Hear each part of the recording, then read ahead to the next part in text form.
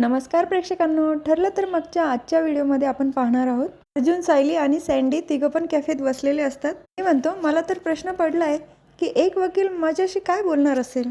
अर्जुन म्हणतो टेन्शन घेऊ नको, मला फक्त प्रियाबद्दल माहिती हवी आहे. तर सँडी म्हणतो प्रियाला तर मी आता 2 वर्षानंतर भेटलोय. सायली म्हणते प्रिया ज्या आश्रमात होती ना त्याच आश्रमात मी पण होती आणि तुम्हा दोघांना मी बऱ्याचदा एकत्र बघितलंय. तर सँडी म्हणतो हो, आमचं रिलेशन होतं असं मला वाटत होतं, पण तिच्याकडनं तसं काही नव्हतं. तिने फक्त पैशासाठी माझा वापर करून घेतला. ती माझी सगळ्यात मोठी चुकी होती. पण तुम्ही हे सगळं मला का विचार? प्रिया तुमची कोण लागते? तर हॉस्पिटलमध्ये प्रिया असते, तिला अश्विन विचारतो तू बाळाला भेटली? ती गोड येते, हात लावला का तू? अगदी कापसासारखे गाल लागतात त्याचे. प्रिया पण म्हणते अरे बाळाला घेतलं ना मी, खूप छान आहे. तुला सांगू अश्विन, मला लहान मुलं आहे ना खूप आवडतात. मला असं झालंय कधी एकदा घरी येईल आणि मी खूप खेळणार आहे त्याच्याबरोबर. तेव्हा अश्विन म्हणतो हो मामी, तुला हवं ते कर. अस्मिताईला भेटली का? तेव्हा प्रिया म्हणते हो भेटली, पण मग आता तिला आरामाची गरज आहे ना, मग मी काही जास्त गप्पा मारल्या नाही, लगेच बाहेर आली. अश्विन थोडे पैसे देशील का? जास्त नाही, फक्त 20,000 लागत आहे. तेव्हा अश्विन म्हणतो परत? तर दुसरीकडे सायलीने सगळी स्टोरी सांगितलेली असते प्रियाबद्दल सँडीला. सँडी म्हणतो मला वाटलं आमची मैत्री संपल्यानंतर प्रिया बदलली असेल, पण ती तर खूपच हॉरेबल झाली. डॉक्टर अश्विनसारख्या चांगल्या माणसाला फसवलं. तिला आधीपासून सवय आहे श्रीमंत मुलांना फसवायचं आणि त्यांच्या मागे पुढे करायचं. पैसे भेटले की सोडून द्यायचं. ती कधी कोणावर खरं प्रेम करूच शकत नाही. तर अर्जुन म्हणतो या सगळ्यांमध्ये आम्हाला तुझी मदत लागणार, प्रियाचा चेहरा सगळ्यांसमोर आणण्यासाठी. तेव्हा सँडी पण हो म्हणतो. तर सायली त्यांचा प्लॅन सांगते. तर प्रिया अश्विनला सांगते अरे आपण त्या मंदिरातल्या माणसांना नाही का मदत करतो? तर अश्विन म्हणतो त्या दिवशी मी पाहिलं होतं, पॅकेटमध्ये फक्त 3-4 हजार रुपयेच टाकले होते. बाकीचे पैसे कुठे गेले? शॉपिंग केली का? तेव्हा प्रिया म्हणते हो शॉपिंग केली, पण बाळासाठी. तर अश्विन म्हणतो ठीक आहे, सोय करतो मी, पण आज नाही, 2-3 दिवसानंतर. प्रिया म्हणते 2-3 दिवसानंतर? तर अश्विन म्हणतो रोज रोज पैसे कुठून आणणार? थोडा वेळ तर लागेल ना. आणि हिशोब करून ठेवायला शिक. तू खर्च कुठे करते त्याच्यावर माझा प्रॉब्लेम नाही आहे, पण आपले पैसे कुठे खर्च होतात याची पण नोंद असायला हवी ना. तेव्हा प्रिया म्हणते हो करून ठेवेल हां, आणि मनातच म्हणते तू जर हिशोब बघितला ना तर चक्कर येऊन पडशील. तर अर्जुन सायली बाहेर आलेले असतात. सायली म्हणते सचिन आणि साक्षी लवकरात लवकर भेटले पाहिजे, पण या साक्षी सचिनच्या नादामध्ये प्रियाकडे दुर्लक्ष नको व्हायला. तेव्हा अर्जुन गाडीमधून एक फाईल काढतो. त्या फाईलवर नाव असतं मिशन भांडाफोड.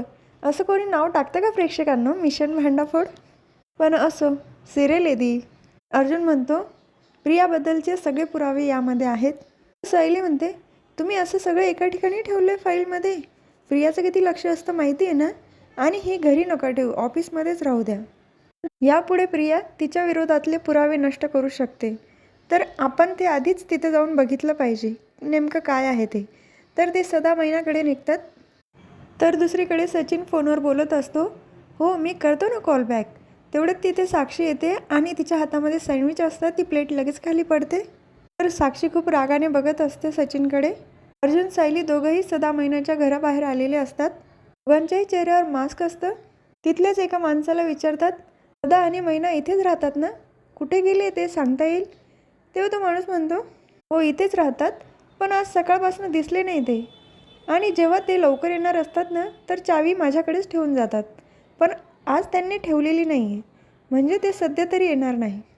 त्यानंतर तो माणूस तिथून निघून जातो. तर सायली म्हणते मला असं वाटतं की सदा महिना गायब करण्यामागे प्रियाचाच हात आहे. तर अर्जुन चैतन्यला फोन करतो. ऑफिसमध्ये जो पिऊन आहे त्याला सदा आणि महिन्याच्या घराबाहेर पहारा देण्यासाठी बोलावून घेतो. तर साक्षी सचिनला विचारत असते तू परत खोटं बोलला ना माझ्याबरोबर? तुझ्याकडे दुसरा फोन आणि सिम पण आहे. परत त्या अस्मिताला फोन केला ना तू?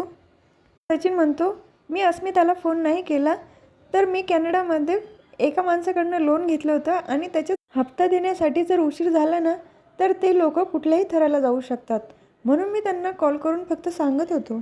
तर साक्षी म्हणते तू पुन्हा खोटं बोलतोय माझ्यासोबत, तू आधीच का नाही सांगितलं मला? तर सचिन म्हणतो तू माझ्याबद्दल पॉझिटिव्ह आहे ना, तुला जर समजलं मला असं कोणी त्रास देते तर तू किती चिडशील. आणि मी अस्मितासोबत फक्त तिच्या पैशासाठी राहतोय, तिचं क्रेडिट कार्ड वापरून थोडे थोडे पैसे त्यांचे फेडेल म्हणून. आणि मला तुला त्रास द्यायचा नाही आहे.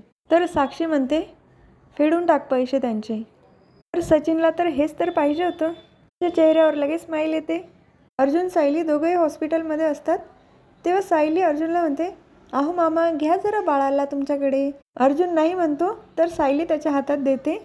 तिथे प्रतिमा आत्या पण आलेल्या असतात. त्यांनी बाळासाठी सोन्याची चेन आणलेली असते.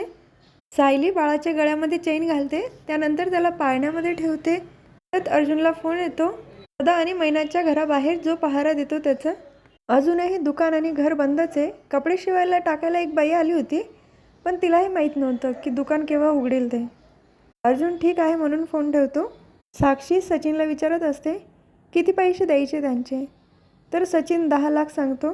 साक्षी 10 लाख रुपये द्यायला तयार होते. पण हो, यापुढे मला कधीच सोडून जायचं नाही. अगदी पैशासाठी सुद्धा त्या अस्मिताकडे जायचं नाही. तर सचिन म्हणतो, माझं तुझ्यावरच प्रेम आहे ग साक्षी. त्या अस्मिताकडे फक्त पैशासाठी जात होतो मी. प्रेम तर अजिबात नाही आहे आणि मी तुला कधी सोडून जाणार नाही. त्यानंतर साक्षी पैसे घ्यायला निघून जाते. तर सचिन एकटाच बोलतो, हा फोन आणि यातलं सिम सगळं खोटं होतं. मला फक्त तुझ्याकडनं 10 लाख रुपये काढायचे होते. तुला वाटतं तू खूप स्मार्ट आहे, पण तुझ्यापेक्षाही स्मार्ट मी आहे साक्षी. तर हॉस्पिटलमध्ये प्रताप काका आणि कल्पना काकू पण आलेले असतात. त्याच वेळेला तिथे अर्जुन सायली येतात. तर अस्मिता सचिनला फोन लावून बघते, पण फोन काही लागत नाही.